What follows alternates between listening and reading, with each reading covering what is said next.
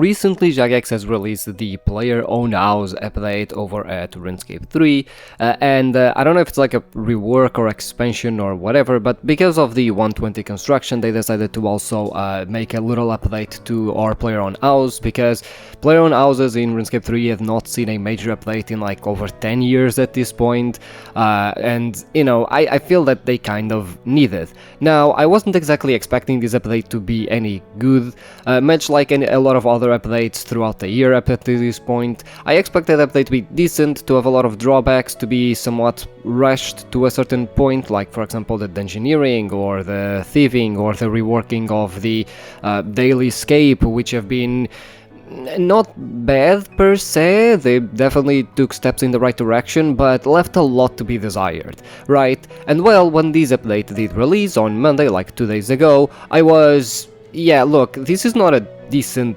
update at all. This is actually a really good update. Like, this might be, in my opinion, update of the year.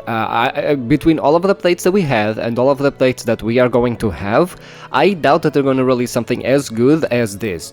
With this update, they really hit it out of the park. Like, I expected them to do X, and they ended up going way above and beyond that. Like, this update, honestly, between both games, this is, in my opinion, one of the best updates RuneScape has ever had. Period, regardless of the versions that you are playing. This is, in my opinion, one of the most goated updates that Jagex has ever released, and it's gonna be very hard for them to beat it. I really was not expecting a, construction 120 player-owned house rework thing to actually be one of the best updates ever made, but yeah, I guess Jagex has a way to surprise you. So, what was this update all about?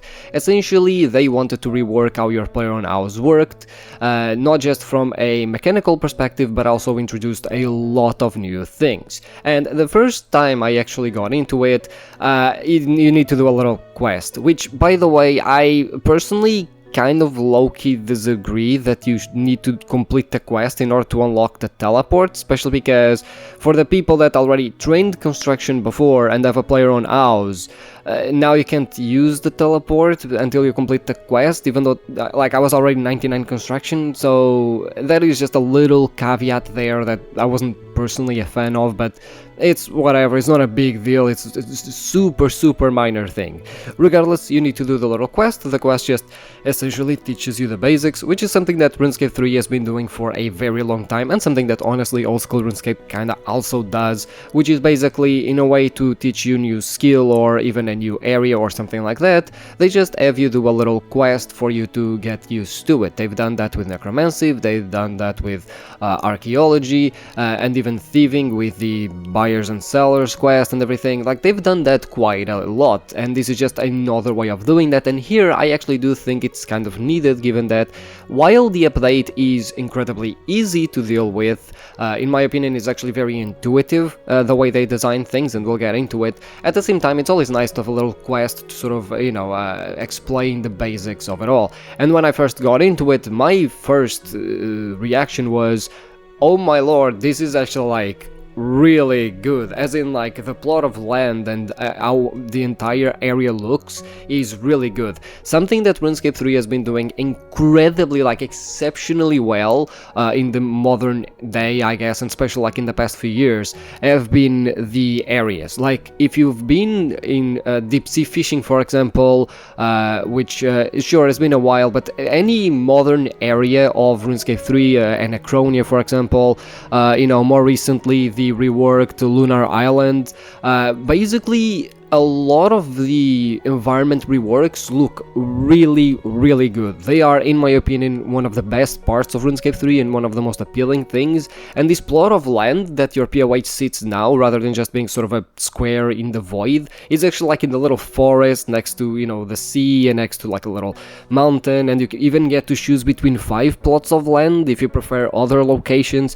It's honestly really really good. It feels very, very peaceful, and it evokes that, you know, Sims sort of style of vibes, you know, of like gameplay. You know, it just feels like you're building your little house in The Sims, which I think was something that they were heavily inspired on and something they were really going forward to, because you can really feel that not just in the environment, but also, for example, the song.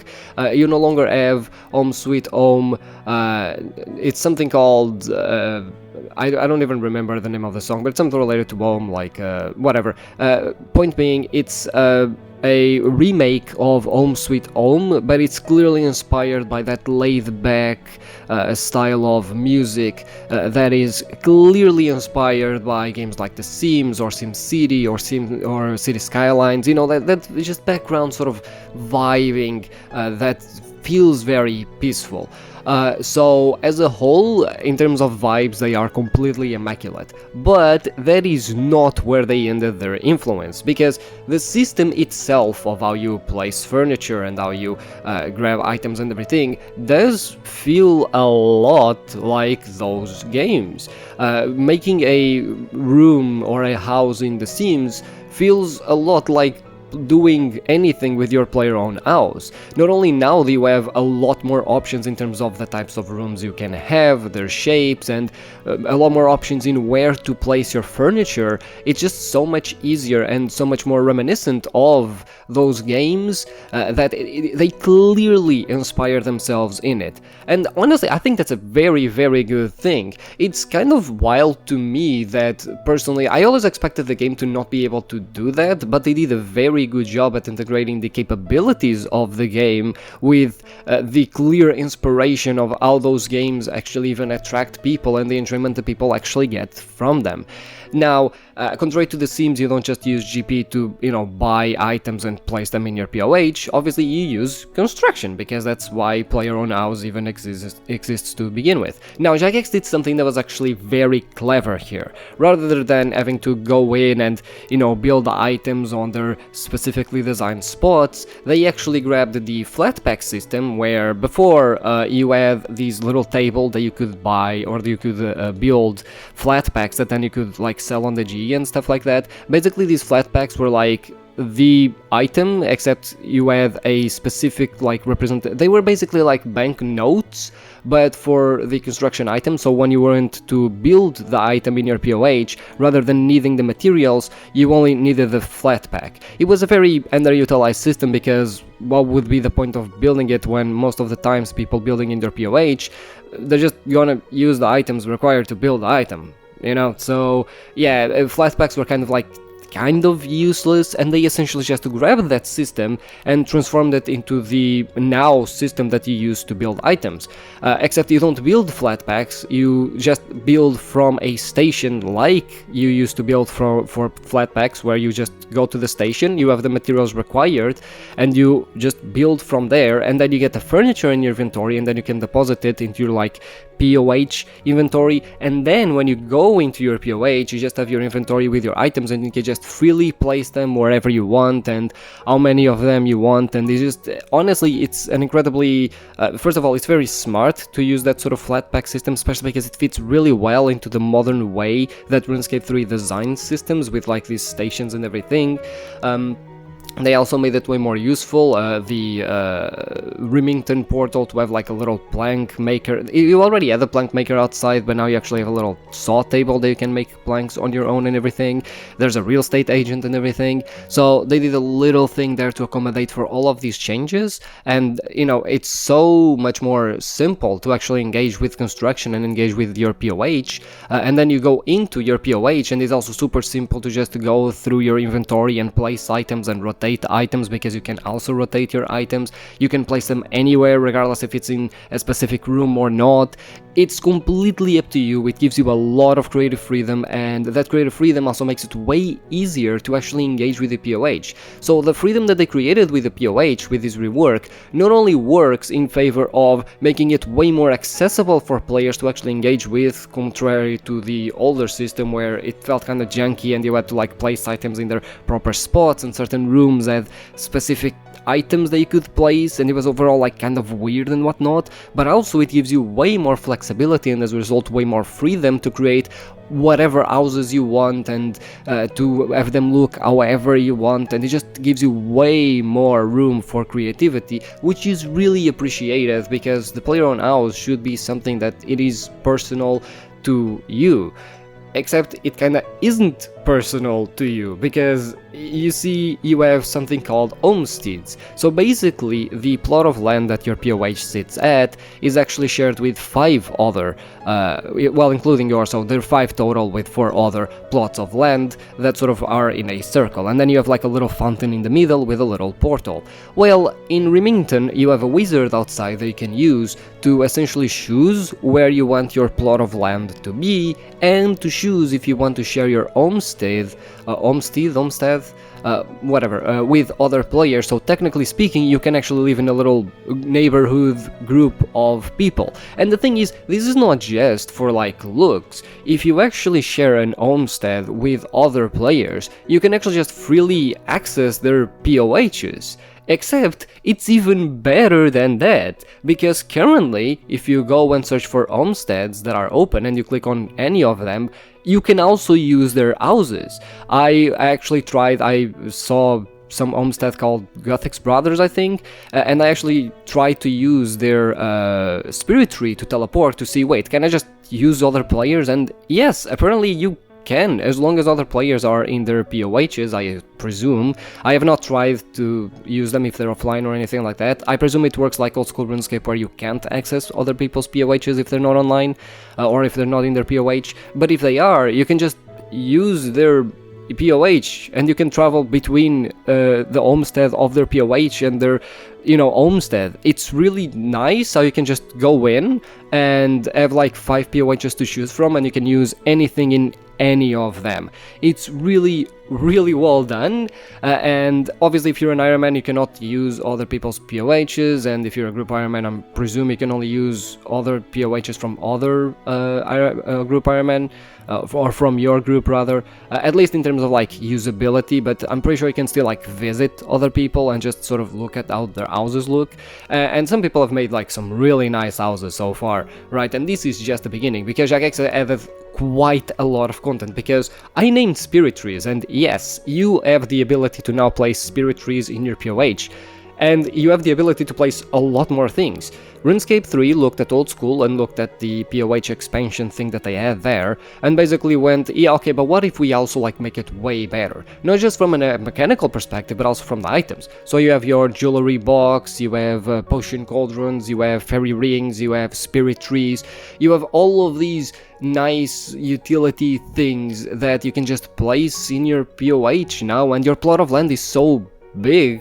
I mean, I'm pretty sure it's the same size as previously before the update, but it just feels so much bigger comparatively speaking to what you were allowed to do before, especially because it feels much more immersive, I guess. So in terms of usability, it's not just that the POH now allows you to be more creative and create nicer houses. The houses also have way more usability with all of these new things that came into the game, and that also goes for all of the little furniture and everything that they added, because Jagex added a lot more options to customize your house between a lot of furniture, but also a lot of ways to just you know, place your house in terms of the rooms, the shapes, the sizes. They really went all in and just expanded every little bit of the POH that they could think of, and it's amazing personally. Like, it's really good.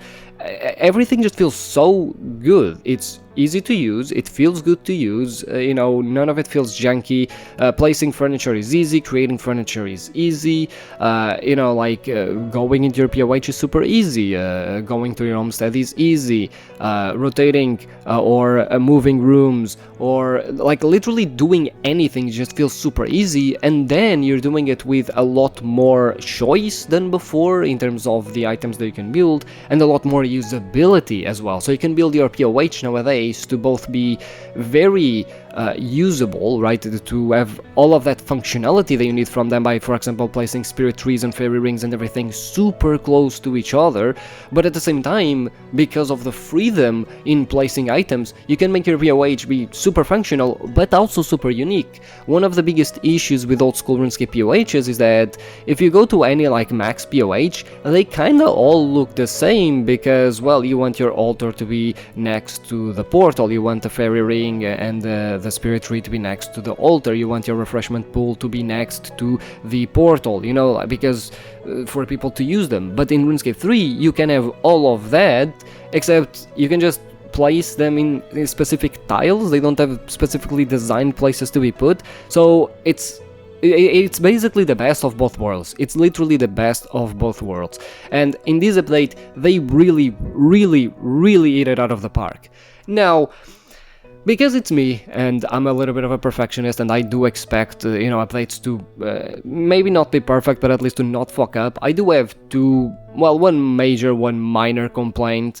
The minor complaint is that the filtering system could do with a little bit more work. At the first, like when I looked at it, I didn't exactly understand what everything was about, like what every single option for the filtering system was about, and one of the issues that I found was that I did not find any option to make it so the filtering system works differently in your POH and outside of it, which kind of creates this problem where when you are building items in like the making item bench, you want to filter through items that you can make or items that you haven't made yet, but then when you go to your POH, you want to filter through items that you have in your not inventory but in your like storage, right? Because otherwise you just have every item available presented in your storage, even the ones that you have not built and cannot place, and it's a bit annoying to continuously have to change filters, especially if you're doing a lot of back and forth, which I do, so that is a little bit annoying, and I wish there was something like you know, specifically to filtering when you're building versus filtering the storage specifically. I think it would be, you know, again, it's a very minor thing, but it's fine. The major complaint I have about this update, however, is the fact that essentially if you complete the quest this month, you get these little, what was it called, the Odorama or something? Basically it's like a little display of your POH, like of the old POH, but it's only available this month, it's only available until August 13th, and I have an issue with that, because earlier this year, multiple times, Jagex said that they were trying to do away with daily escape, and they were trying to do away with the, you know, pressure that players feel in logging into the game because stuff is timed, as opposed to just logging in to, you know, to do a good update, I guess, or to enjoy an update. And this yet again just confirms what I said a couple of months ago, that Jagex, when they said that they were going to tackle daily escape, that they're more worried about tackling you know, the daily part of daily escape rather than the FOMO part of daily escape, right? To them, it's more important that stuff is be able to done weekly or monthly rather than just having this idea that actually, wait, our game should be able to stand on its own like old school RuneScape. Old school RuneScape usually doesn't need to do any of this bullshit of like, oh well, if you complete this update in the first week it comes out, you get an exclusive gift, right? You don't have any of that, right? Because old school is a game that is confident in their own updates. And honestly, looking at this POH rework, why shouldn't RuneScape 3 be confident in their own update? Like, I don't think, looking at this update, I genuinely do not think they need to like trick players into logging into the game just to get a gift, because otherwise the gift is gonna go away. Like, I don't think that, given what this update has presented and given how much people are enjoying it, I don't think you need to trick people to do that. And I get it, like, part of me gets it. Clearly a lot of effort went into this update. Right? So I get it, like, Jagex wanting you to do it and to actually log in and do it and whatnot, so their efforts don't go to waste. But at the same time, like, I think it undermines a little bit the image that RuneScape 3 has of, oh yeah, a lot of these updates are gonna make us, you know, we're gonna make the game better, so the game is gonna be able to stand on its own.